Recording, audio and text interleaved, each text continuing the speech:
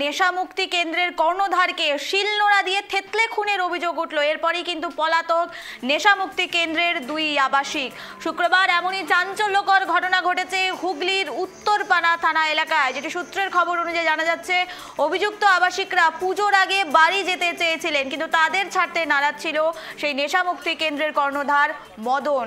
এরপরেই দুই আবাসিক কর্ণধারকে একেবারে শিলনোড়া দিয়ে মাথা থেতলে খুন করেছে বলে অভিযোগ। এদিনের এই ঘটনায় তদন্ত শুরু করেছে পুলিশ। ইতিমধ্যে ঘটনায় চাঞ্চল্য সৃষ্টি হয়েছে, আতঙ্কে রয়েছে নেশামুক্তি কেন্দ্রের অন্যান্য যারা আবাসিক রয়েছে, তারা কিন্তু ইতিমধ্যেই আতঙ্কে রয়েছে।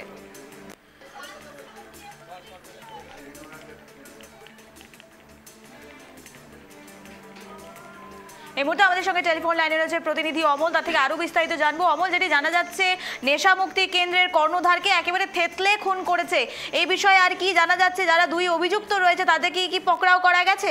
অমল, দেখো নিবেদিতা, তোমাকে প্রথমে জানিয়ে দিই যে এই যে দুই আবাসিক যারা এনাকে খুন করে পালিয়েছে, তাদের এখনো পর্যন্ত কোনো রকম আটক কিংবা গ্রেপ্তারের কোনো তথ্য উঠে আসেনি। এই উত্তরপাড়া 11 নম্বর ওয়ার্ডের শান্তিনগর এলাকার টাইম টু চেঞ্জ নামে একটি নেশামুক্তি কেন্দ্র রয়েছে, যার কর্ণধার ছিলেন এই মদন রানা। ইনি কিন্তু দেখা যায় যে বেশ কিছুদিন আগে ইনিও কিন্তু জেল হেফাজতে জেলে ছিলেন, সেখান থেকে কিন্তু তিনি বাসা বাড়ি ভাড়া নিয়ে সেখানে কিন্তু নেশামুক্তি কেন্দ্রটি খুলেছিলেন। সেখানে প্রায় 20 থেকে 22 জন কিন্তু আবাসিক থাকতেন, এমনই তথ্য উঠে এসেছে। আজ সকালে জানা যায় যে ভিতর থেকে ছিটকানি আটকে দিয়ে এই দুইজন রান্নাঘর থেকে শিলনোড়া বার করে কর্ণধারের উপর চড়াও হয় এবং শুধুমাত্র মাথার উপরই আঘাত করতে থাকে।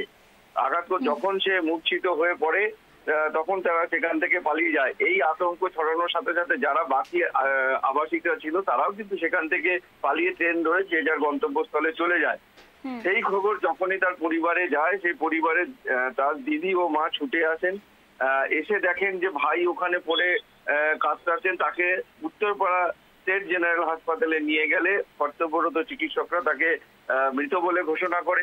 ইতিমধ্যে পুলিশ সূত্রে যে খবরটি আমাদের কাছে এসেছে সেটা জানা যায় যে শুধুমাত্র পুজোয় ছুটি দেওয়া হবে কিনা এই নিয়ে একটি বচসা ছিল।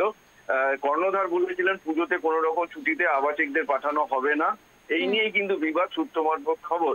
পুলিশ সূত্রে যেটি জানা গেছে, সিসি ক্যামেরা ফুটেজ দেখা হচ্ছে, সেটি মিলিয়ে দেখে কোথায় পালালো বেলগড়িয়ার আবাসিক এরা দুজন, এই মতো তথ্য তারা দিয়েছেন, কিন্তু তারা এখনো পর্যন্ত কোনো রকম গ্রেপ্তার হয়নি। সিসি ক্যামেরা ফুটেজ এই তথ্যে এগোতে যথেষ্ট সাহায্য করবে। নিবেদিতা, অমল, তোমার থেকে জানার চেষ্টা করবো, যেমনটা জানা যাচ্ছে তারা বলছেন যে পুজোতে বাড়ি যাবেন বলে তারা জিদ করেছিলেন, অর্থাৎ এমন কি জিদ হতে পারে যে একজন আবাসিক মিলে একজন কর্ণধারকে খুন করলো?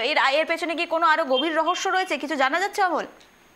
দেখো, এই কর্ণধার কিন্তু পুরনো নিজেই একজন দাগী আসামি হিসেবে বেশ কয়েক বছর জেল কেটে এসেছেন। এমনকি তিনিও কিন্তু নেশা আসক্ত ছিলেন। বেশি দিনের এই আবাসনটি নয়। এই কর্ণধার কিন্তু সবেমাত্র 4-5 বছর হয়েছে এই টাইম টু চেঞ্জ নামে এই নেশামুক্তি কেন্দ্রটি খুলেছেন। তার আগে তারও কিন্তু ভাবমূর্তি খুব একটা পরিষ্কার নয়, স্পষ্ট নয়।